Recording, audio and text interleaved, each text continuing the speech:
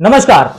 आज हाथ में कलम नहीं, अपने कलेजे का दर्द लेकर कैमरे के सामने बैठा हूं, क्योंकि मामला उस तिजोरी का है जिसे भरने के लिए आप पसीना बहाते हैं, लेकिन जिसे खाली करने के लिए सफेद कुर्ते वालों ने उधार का ऐसा दीमक लगा दिया कि अब नींव तक हिलने लगी है।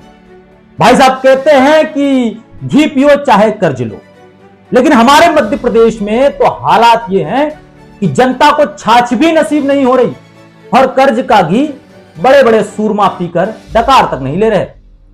आज एमपी अनफिल्टर्ड में हम उस सुनहरे भविष्य की धज्जियां उड़ाएंगे जो उधार की ईंटों पर रखा गया है। गौर से सुनिएगा। अगर आज आपके घर में किलकारी गूंजी है तो उस मासूम को पालने में झुलाने से पहले जान लीजिए कि वो पैदा होते ही करीब 60,000 रुपए का पुश्तैनी कर्जदार बन चुका है। यह कोई डराने वाली बात नहीं है, यह वो सरकारी हकीकत है जिसे विज्ञापन के चमकीले पन्नों के पीछे दफन कर दिया गया है। अब जरा इन आंकड़ों पर गौर कीजिए जो आपकी रातों की नींद उड़ाने के लिए काफी है। मार्च 2026 की ताजा रिपोर्ट बताती है कि मध्य प्रदेश पर कुल कर्ज का बोझ 4.90 लाख करोड़ रुपए के पार पहुंचने वाला है। आप सोचिए कि जिस प्रदेश का बजट ही 4.25 साढ़े 4 लाख करोड़ के आसपास झूलता हो, वो अपनी औकात से ज्यादा कर्ज के पहाड़ पर बैठा है। ताज्जुब की बात यह है कि इस कर्ज का ब्याज चुकाने के लिए भी सरकार को नया कर्जा लेना पड़ रहा है। मतलब पुराना पाप धोने के लिए नया अपराध किया जा रहा है। साल भर में करीब 33,000 करोड़ रुपए तो सिर्फ ब्याज यानी इंटरेस्ट की भेंट चढ़ जाती है। इस रकम का अंदाजा है आपको? इस 33,000 करोड़ में एमपी के हर जिले में वर्ल्ड क्लास अस्पताल और हर तहसील में एक आधुनिक कॉलेज बन सकता था।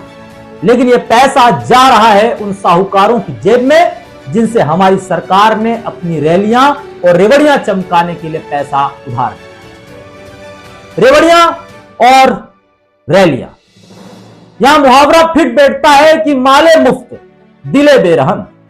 सरकार को लगता है कि लाडली बहना या अन्य योजनाओं के नाम पर खातों में 1-2 हजार रुपए डाल देने से जनता कर्ज का ये कोड़ा भूल जाएगी। अरे साहब, आप एक हाथ से 1,000 रुपए दे रहे हैं और दूसरे हाथ से उसी जनता के बच्चे के लिए सिर पर लाखों का बोझ लाद रहे हैं। यह वैसा ही है जैसे किसी का घर गिरवी रखकर उसे उसी के घर में किराएदार बना दिया जाए। मध्य प्रदेश की माली हालत आज उस फटे हुए ढोल जैसी हो गई है जिसे सरकार जितना जोर से बजाने की कोशिश करती है उसकी फटी हुई आवाज उतनी ही साफ सुनाई देती है। कहते हैं कि सियासत के गलियारों में गजब का खेल चलता है। यहां गरीब की आहों पर अमीर का महल पलता है। वो कहते हैं तरक्की का सूरज उगा दिया हमने, मगर ये नहीं बताते कि उस सूरज को भी गिरवी रखा है। हम आत्मनिर्भर मध्य प्रदेश का नारा लगाते हैं, लेकिन सच तो यह है कि हमारी सरकार कर्ज निर्भर हो चुकी है। बिना उधारी के यहां वल्लभ भवन की लाइट तक नहीं जलती। अरे साहब, अब सवाल यह उठता है, ये लाखों करोड़ रुपए गए कहां? क्या ये पैसा उन सड़कों पर लगा जिनमें मानसून की पहली बारिश में ही स्विमिंग पूल बन जाते हैं? क्या यह पैसा उन स्कूलों में लगा जहां आज भी छतों से पानी टपकता है और मास्टर जी गायब रहते हैं? नहीं, यह पैसा गया है उन इवेंट्स में जहां करोड़ों के टेंट लगते हैं, उन विज्ञापनों में जिनमें मंत्रियों की मुस्कान आपके आंसुओं से ज्यादा महंगी है, और उन भ्रष्टाचार की फाइलों में जो कभी जांच के दायरे में नहीं आती। इसे कहते हैं अंधा बांटे रेवड़ी फिर अपनों को दे। जब तक जांच बैठती है तब तक फाइलें जल चुकी होती हैं या चूहे खा चुके होते हैं। भाई, मैं पत्रकार होने के नाते आपसे पूछना चाहता हूं, अपने दर्शकों से पूछना चाहता हूं, क्या आप चाहते हैं कि आपका बेटा बड़ा होकर अपनी पूरी कमाई सिर्फ उस कर्ज का ब्याज भरने में लगा दे जो उसने कभी लिया ही नहीं था? क्या हम ऐसे दिवालिये प्रदेश की नींव रख रहे हैं जहां आने वाले समय में सरकारी कर्मचारियों को तनख्वाह देने के लिए भी मंत्रालय की जमीन बेचनी पड़ेगी?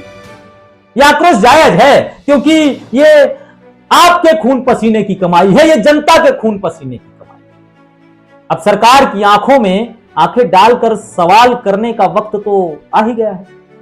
साहब, ये जो आंकड़ों की बाजीगरी आप विधानसभा में पेश करते हैं, उसे जरा सड़क पर आकर समझाइए ना।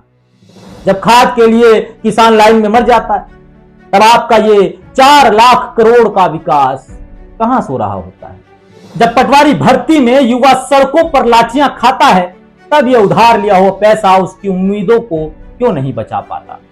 याद रखिए, कर्ज लेना गुनाह नहीं है अगर वो निवेश बने, लेकिन कर्ज लेकर जश्न मनाना आत्महत्या के बराबर है। मध्य प्रदेश की जनता अब वो बेवकूफ भीड़ नहीं जिसे आप कागजी आंकड़ों के जाल में उलझा देंगे। अब जनता भी तो हिसाब मांगेगी, एक एक पैसे का, एक एक ब्याज की पाई का, क्योंकि यह प्रदेश किसी एक पार्टी या एक नेता की जागीर नहीं, यह उन करोड़ों लोगों का है जो इस मिट्टी के लिए जीते और मरते हैं। दोस्तों, कल एमपी अनफिल्टर्ड में हम उस भर्ती माफिया की गर्दन नापेंगे जिसने इस कर्जदार प्रदेश के बेरोजगार युवाओं की पीठ में छुरा घोंपा है।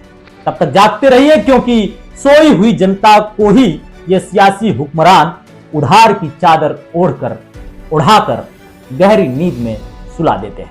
मैं हूं हरकेश द्विवेदी, आप देख रहे थे एमपी अनफिल्टर्ड, जहां सच कड़वा है पर सीधा है।